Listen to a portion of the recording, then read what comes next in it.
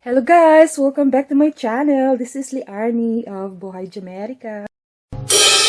Segregate natin yung mga lalabhan natin. Iba yung mga t-shirt, iba yung mga jacket, iba yung mga socks, yung mga underwears, yung mga pants, yung klase ng cloth.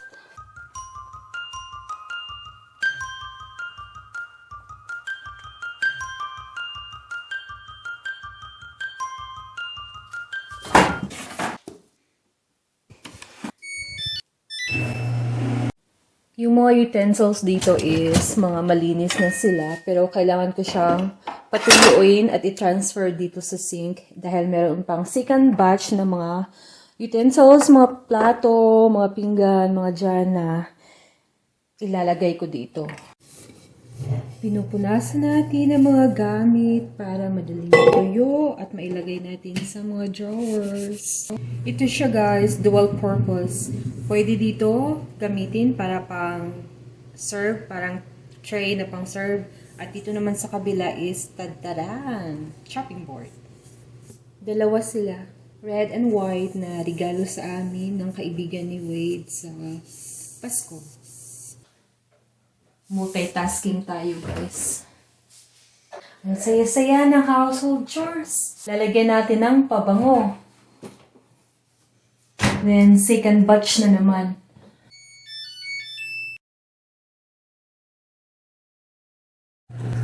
Kay tagal kitang hinahanap-hanap, hinihintay at pinapangarap.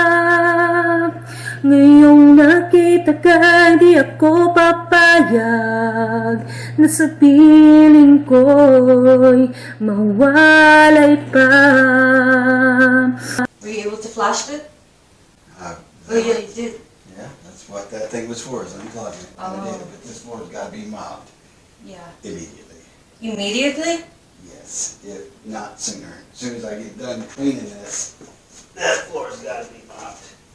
Okay. Mas madaling linisin ang salamin kapag ating ginamit ay tuyong papel. No! Basang papel.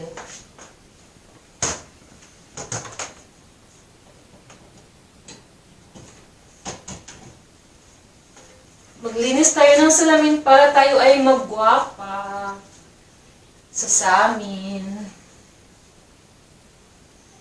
And my baby love will gonna clean the restroom. I'm gonna mop the floor and the CR because no, I'm not gonna do it. I'm fine cleaning in any part of the house but minus the CR. And yung trick, pag maglinis ng salamin. Ito naman yung CR namin. Master's bedroom. Lilinisan ni Wade. Ito at pagkatapos kong magtrabaho sa bahay. Ito naman, ako ay tapos na mag-shower at kulot na uli ang aking buhok. Kasi pag basa, bumabalik talaga siya sa natural hair. Curly.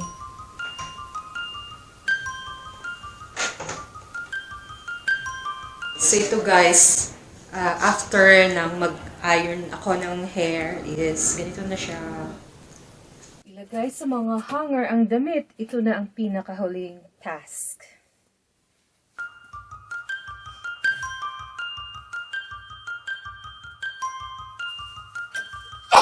Excuse me.